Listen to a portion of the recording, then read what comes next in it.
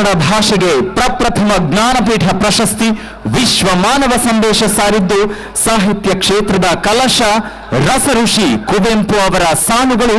ಜಯ ಭಾರತ ಜನನಿಯ ತನುಜಾತೆ, ಜಯ ಹೇ ಕರ್ನಾಟಕ ಮಾತೆ ಇದೀಗ ವೇದಿಕೆಯಲ್ಲಿ ಆಗತ್ತೆ.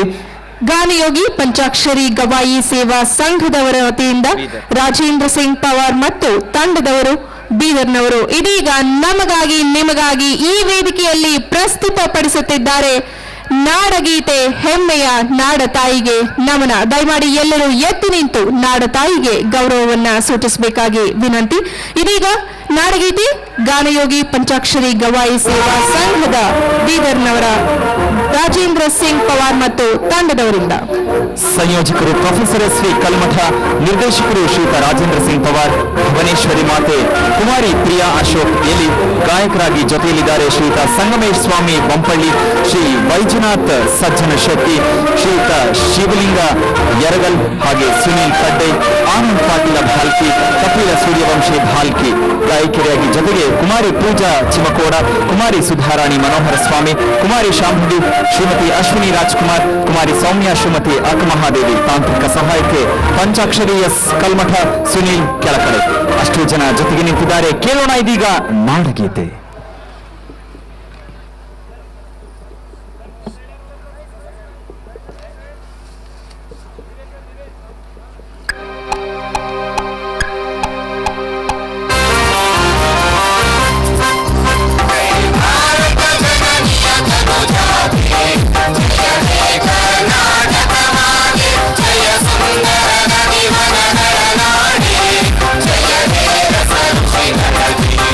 जय